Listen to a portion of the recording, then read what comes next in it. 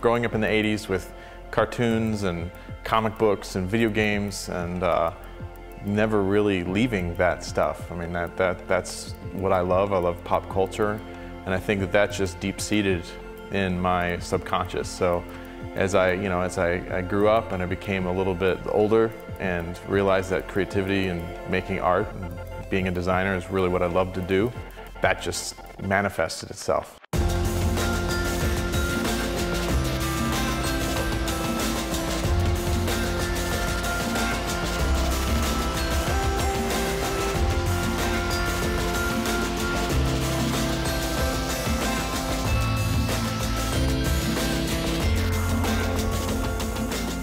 I'm Sean Smith. I'm the owner and creative director here at Shawnimals.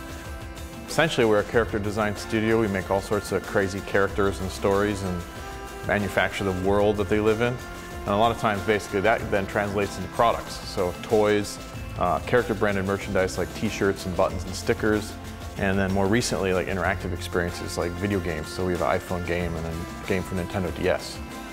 So I'm working at this magazine called Electronic Gaming Monthly as a game reviewer, and I love it, it's awesome, but I realized that making art and this sort of weird stuff is what I really love. So I left the magazine and went back to college to study painting. During that time, this is 2001 now, is when I started making these weird stuffed animal things. They weren't really called Shawnimals. And a couple years later, kind of turned into a business, moved to Chicago, and 2006 is really when I went full-time. So we incorporated, I went full-time with my wife Jen, and we focused on Shawnimals exclusively.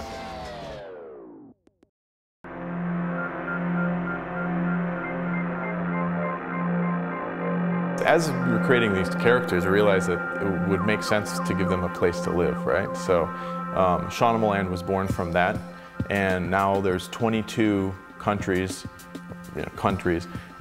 where all those different characters live. So there's Ninja Town, of course, there's the Hot Dog Kingdom, Foodlandia, Bean Village, the Dark Forest, which is where all the bad guys live, basically, Pennsylvania. It's just all these ridiculous countries, and that's the kind of stuff where it's just like, you know, what would be funny is if we made this pair of pants, and then from there it's like, they should live somewhere, and that's where they're going to live, is in Pennsylvania, and from there, like, creatively, I think setting up those kinds of parameters for what you're doing, it breeds so much more stuff. And I think once we establish that as our conceptual basis, so any character that we create exists somewhere in that world, that's great. You know, then we can have all this awesome base to build upon for anything else that we do.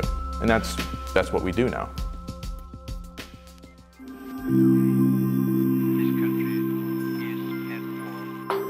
When we focus on creating those characters and giving them some sort of life beyond just being a design, and then giving them some context within the world, that can go anywhere and everywhere. So that's why we can make any kind of product we want. It doesn't mean that someone who buys that thing is going to understand all of that.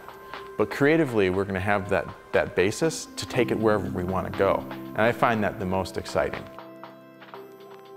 From an aesthetic standpoint, when we're actually designing something, we have this thing that we always try to do is like, how do we make something interesting from a visual standpoint, you know, without over-designing it and throwing all these details in it that's going to clobber someone over the head. They're not going to really enjoy it because it's all explained. So we're always trying to maintain that sort of simple aesthetic, allowing the person who's looking at it to personify it themselves and give it whatever personality they want, and really at the end of the day make it their own.